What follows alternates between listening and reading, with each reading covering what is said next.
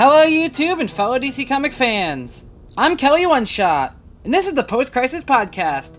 And today, we're going to talk about some rumors and some news that has been happening from New York City Comic Con in relation to DC Comics and this new timeline that they have talked about and discussed. It's essentially condensing 85 years of DC Comics publication history and stories into 60 years, and it's kind of like laying out a path of how events should happen.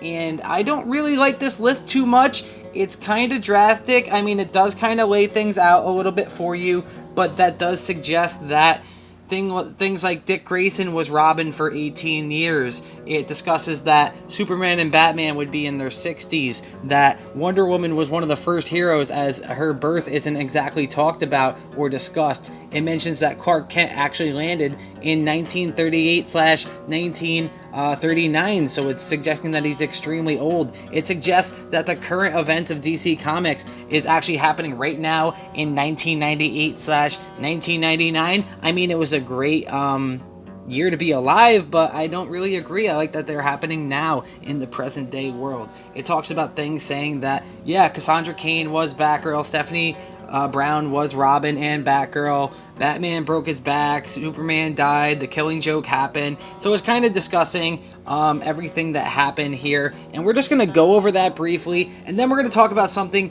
that is also being referenced, and that's going to be DC Comics 5G, which is going to be the 5th generation after all of this. We're going to talk about that at the end, but this has some concerns with several DC comic fans that I've talked about on Twitter and on the website that I contribute to, comicbooklegion.com. I'm sure that Clayton and Mark are going to do a discussion about it on the podcast that they're going to be doing coming up, so you can look forward to that as well. But we're just going to briefly run over the timeline that's happened so far. So it says year 1, Krypton explodes, the rocket crashes into Smallville, and Wonder Woman actually debuts as Steve Trevor crashes into Themyscira. Year 2, Jay Garrick debuts as the Flash, Scott Allen debuts as the Green Lantern, Zatara debuts as the Strange Musician, Dan Garrett debuts as the Blue Beetle, the Black Hawks assemble their crew. We go to year 3 where the JSA assembles. Wonder Woman and Jay Garrick decide to join the JSA. Allen joins the JSA. Dinah Drake actually debuts as the Black Canary.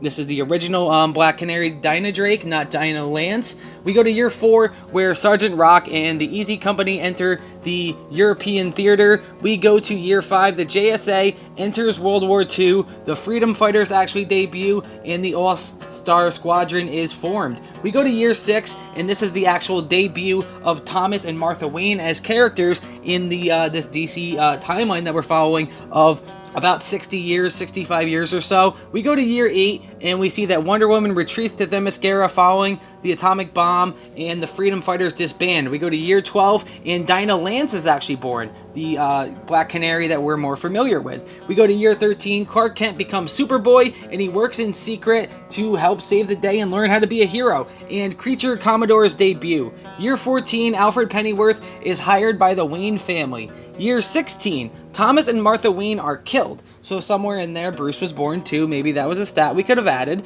Either way, year 18, the Senate bans superheroes. Clark stops being Superboy.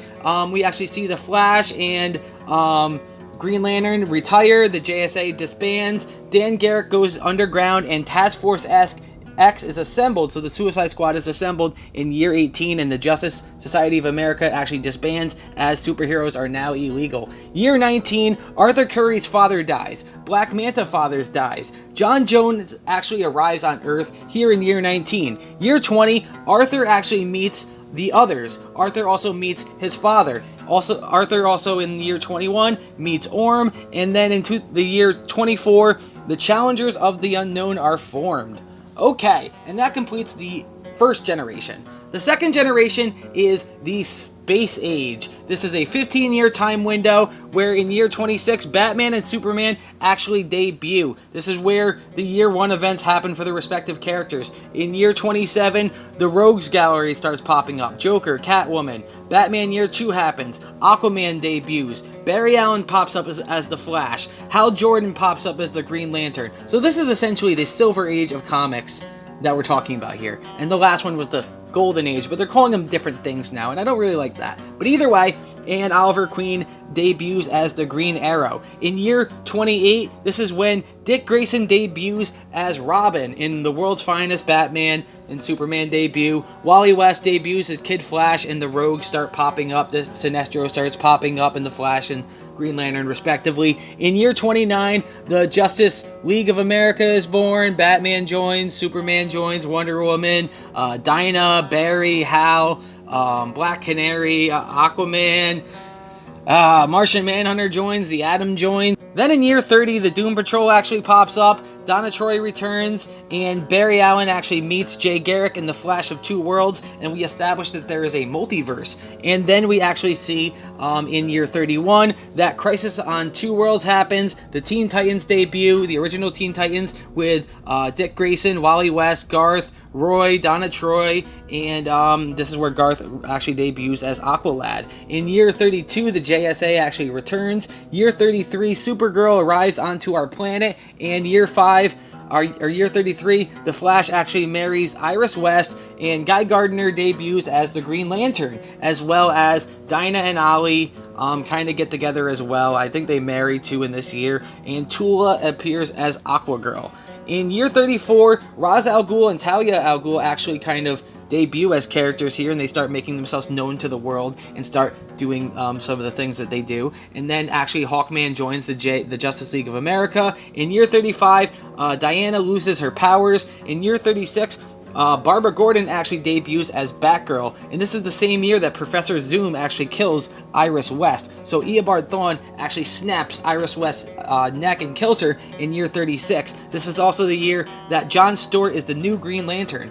In year 37, the new Teen Titans debut, which is your classic Teen Titans TV show animated series with Raven, Beast Boy, Starfire, Dick Grayson, and Cyborg, and that sort of crew kind of pops up here. Wally West was in it as well. Wonder Woman actually returns, and we actually see that in year 38, Flash kills Professor Zoom and Hunter Zolomon, and it is also here that Shazam pops up as a character, Billy Batson, and then we see in year 39, Ted Kord actually debuts as the new Blue Beetle, and then that brings us into year 40, Crisis on Infinite Earths.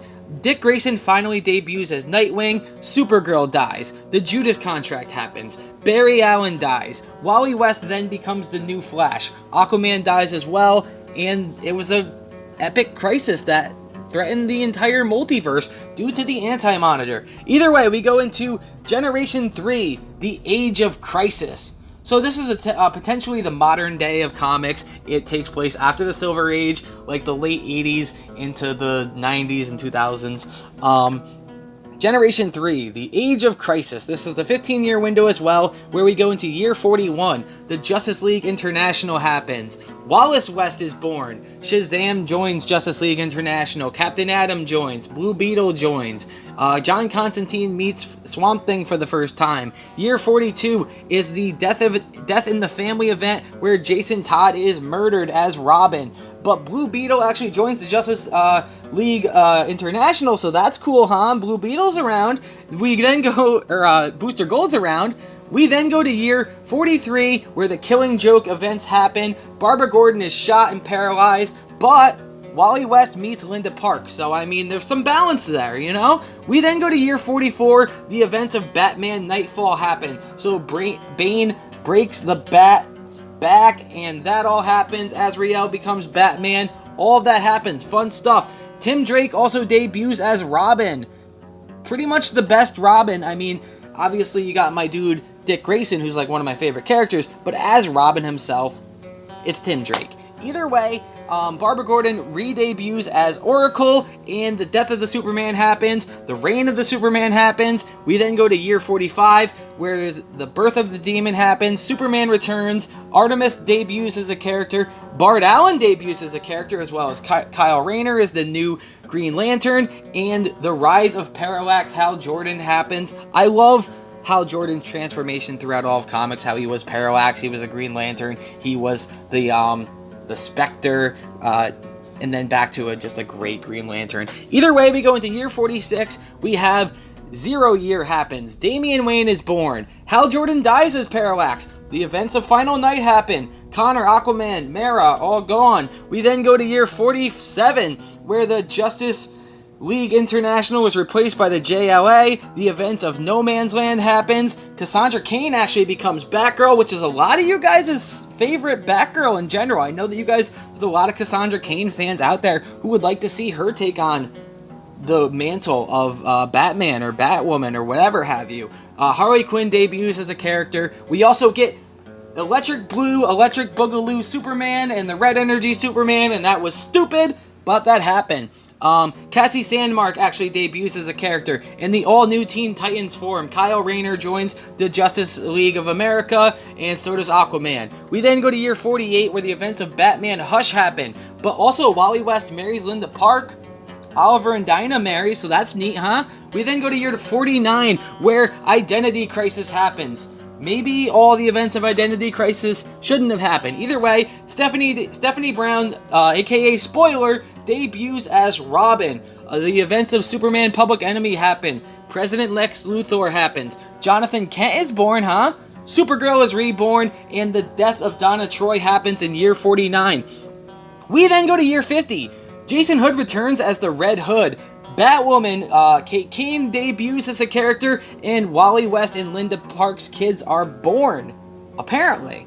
We then go to year 50, or we go to year 51, where Infinite Crisis happens. Superboy dies. Wonder Woman kills Maxwell Lord. Billy Batson returns, and Jaime Reyes debuts as the Blue Beetle. We then go to year 52. Barbara Gordon returns as Batgirl as she gets the spine thing in her back. We're starting to get into the New 52 here, past the modern age of comics and into the New 52. Donna Troy returns. Year 54, Final Crisis happens. Damian Wayne debuts. Tim Drake debuts as Red Robin. Year 55, Blackest Night happens. The events that are time traveling and time altering and manipulating events of Flashpoint happens. Brightest Day happens. Blackest Night happens. Dinah and Oliver separate, and Jackson Hyde debuts as a character, which is going to become Aqualad, and hopefully Aquaman sometime soon. That'd be kind of neat, right? We all like Jackson Hyde. I mean, I like him more in Young Justice when that's not his name. It's Keldar, but whatever. We then go to Generation 4. The Flashpoint timeline, essentially. This is going to be the end of the New 52 into DC Rebirth, and then kind of covering where we're at from here. This is a 5-year time window, that 5 years. Year 56, the Wildstorm happens. Damian Wayne debuts as Robin, and Dick Grayson takes over the mantle of Batman. Bruce Wayne returns, but not as Batman yet, after the events of Endgame. You know, hell of a run, go check it out. Endgame is dope, Scott Snyder killing it. His whole run in New 52 is glossed over here. Either way, Donna Troy takes over the Wonder Woman mantle, and the War of the Green Lanterns happens, and Hal Jordan kills the Mad Guardian. We then go to year 57. Okay, here's some Batman. Court of the Owl happens. Damian Wayne dies. Diana Prince returns back as Wonder Woman. Wonder Woman becomes the God of War. Tim returns to lead the Teen Titans. And Wally and Bart disappear into the time stream, as well as Jay Garrick and other people. But I digress. Hal Jordan is now Green Lantern once more, and Kyle Rayner is finally the White Lantern, and a bunch of people join the Justice League. And Harley Quinn finally joins the Suicide Squad too, so that's when that finally, those dots connect. We then go to year 58. DC Rebirth apparently, though some of it's still New 52. Damian Wayne returns. Jim Gordon briefly becomes Batman. Batman and Red Robin unite Gotham under vigilantes. This is the James Tynion Detective Comics run, where they form this tight network of systems to keep track and monitor Gotham City and try to bring about We Are Robin and all that other stuff here. Then the Oz Effect happens, and then Jor-El actually returns. The Kents return back to Metropolis. We're getting into some of the Bendis stuff again. Wonder Woman relinquishes the God of War mantle, and the original Teen Titans are actually formed under the banner the Titans, which I loved that book when it was here. It was Dick, it was Lilith, it was Wally, Garth, Roy, Donna Troy, and I liked it. Narc was there too, and so was the Herald and Bumblebee. You know, they were all there. And then they brought back the Teen Titans as well, led by Damian Wayne. And it's here that Dinah and Oliver got back together, and Ryan Chow returned to help out. Ray Palmer in being the Atom. Booster Gold starts returning. Ted Kord starts returning. Vix assumes the role of the Question identity again, which I really like that. Year 59 is the events of DC's Dark Knight Metal, and then we get into the new age of superheroes with your Spoiler and Sideways and all of those fun characters that they experimented with. We then go into the Batcat Wedding, Tom King's Batman run. Rugal Zar, so Bendis' run of Superman. Jonathan Kent traveling to the future and working with the Legion of Superheroes. Damian Wayne's new Teen Titans team. Bart Allen returns after the Flash War and the Force Quest and the Force barriers are broken down. The Terrifics are reformed. Plastic Man actually wakes up in the events of Dark Knight's Metal from his hibernation. Year 60 is the year of the Lord. It is the year of the villains. Hell has arisen. John returns from the future aged.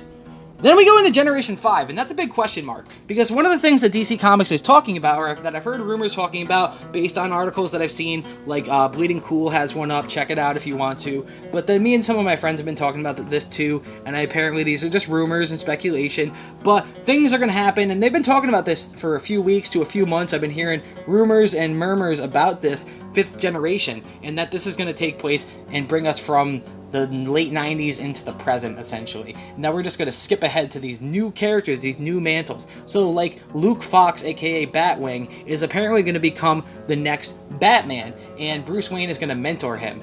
I mean, I've read Batman Beyond, that's not how it happens, but that's apparently what they want to do as a shake-up of sorts. Luke Fox, I don't know why we chose him. I like Luke Fox as a character, I love him as Batwing, and I like all that, but you would think that it would be one of the Robins, or one of Bruce's kids, or even Duke, who he took under this special role and trained as the Signal. But it's apparently Luke Fox could become Batman. We see things like Jonathan Kent could be aged even further and replace his father as Superman in this timeline, and we start to see mantles shifted up and not necessarily given to the person that you might think. So it's not going to be, like I said, one of the Robins or Nightwing. It's apparently going to be Luke Fox. Cassie Sandmark might skip Donna Troy and take over Wonder Woman. That's understandable. The Flash is honestly up in the air. They're probably not going to give it to Wally West because Wally's going to be older at that point too. Maybe they're going to give it to Wallace. Maybe they're going to give that mantle to Avery Ho, the Flash of China. Who really knows, right? I mean, it could go to one of Barry's kids, the Tornado Twins, or one of Wally West and Linda Park's kids, Irie and Jay. Who's to say what's going to happen in this 5th generation, or who these mantles are going to go on to? I mean, I'll tell you this right now. If this is an Elseworld thing, this 5th generation, fine. Explore, create, do whatever you want. But if this is going to be the main new continuality, and you're going to start replacing titles and replacing heroes with all new, all different, like Marvel did a few years ago, don't do that. That's not what we want, DC Comics. We love continuity, we love consistency, and that is essentially continuity. You're pushing the story along, but you're also giving up, and you're skipping ahead, and you're replacing the mantles with new characters. That's not how you build over new characters. That's also, if you give the mantle to the wrong character, you could hurt that character's legacy, and that character's view, and how people see that character. That could be the best thing in the world to happen to Luke Fox, but it could also be the worst thing to happen, because he could be subjected to fan backlash and fan hate, and now nobody even likes Luke Fox as Batwing. I'm not saying that's going to happen, but it can happen. And why do that? Why force it? Don't do it as the mainline continuity. I've already talked about it right now. If you shake things up and change all the mantles, I'm probably out for a while at DC Comics. I'm washing my hands and I'm walking away and I'm going to look at it from afar. But that's not something that I'm interested in. I love this continuity. I love how Rebirth fixed things and brought things together, and it didn't exactly have it exactly weaved out as you've done here. And again, this is rumor and speculation based on news and articles that I've read about Comic-Con, and this is the timeline I got from bleedingcool.com, so just take that for what it is. They've been pretty good at following things as they happen. And I'll say this right now. I'm not against new characters. I'm not against adding diversity characters. I've actually made a push and tried to make a push for diversity characters in comics. Specifically for me, I think that the transgendered community. As you might know, you might follow me, I have been transitioning for a year on hormone replacement therapy from male to female, but I do think that it would be cool to have trans representation in comic books. Now, having said that, I don't want you to take on an established character and make that character trans. I don't want you to make a character and have everything about that character be trans.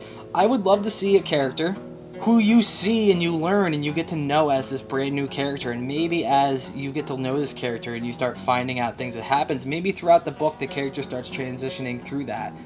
They suffer through it, but it's not, and they grow and mature and become their next true self and their new hero identity through this book. I would love for something for like that to be mainline, but I don't think you should take on an established character or just give this new character like Batman role or Batgirl role or Nightwing or anything like that. Those roles have to be earned and they're passed on organically. And when you try to build up new characters by just giving them an old mantle, people backlash. They hate that. They don't want that. They don't want to read that book. I've known a lot of people are saying, if you do this in this mainline continuity, they might back out for a while. I'm one of them. And that's being someone who really wants representation in comic books. I think it's important to see yourself in these books and in these stories and in these important roles, so you can have something to look up to and identify with. I would love to see that. I would love to see a more meaningful character than Dr. Victoria October, who I loved from James Tynion's Detective Comics run. I would love to see more than just I forget her name, but Barbara Gordon's roommate in the Burnside New 52 Batgirl run. I would love to see more than just the small roles. I would love to see a big represented role, but I also believe that you need to create a character organically. That character needs to grow and it needs to catch on. Just because I want it to succeed, it does need to catch on and it does need to sell. Just like this 5th generation needs to catch on and sell. And that might be too much too soon all at once. I've heard rumors that Wonder Woman might be the first book to take on this new 5th generation thing, and that might be the G. Willow Wilson's Wonder Woman run that's coming up soon, and it might be one after that, and this might just all be rumors, but I have heard a lot of talk about this new timeline that DC Comics has placed out in this potential 5th generation and shaking up of the mantles. Don't New 52 us, because the only thing good during that was Batman, Green Lantern. There was some good stuff. Flash is pretty good. Either way, there was some really good stuff in New 52. But don't mess this up, DC Comics. Please keep growing and continuing the lore, and not in this way. This has been the Post Crisis Podcast. As always, you can check me out here on youtube.com/OneShotTheory. Like and subscribe if you don't already. Check out my other videos. And as always, you can go to comicbooklegion.com, where I am a contributor to the website. And you can check out the other written reviews from our many other contributors. You can check out the other podcasts. You can check out my stuff there if you want. I'm your host, Kelly One Shot. Let me know what you think about this. What you think could be cool, could not be cool, in the comment section, huh?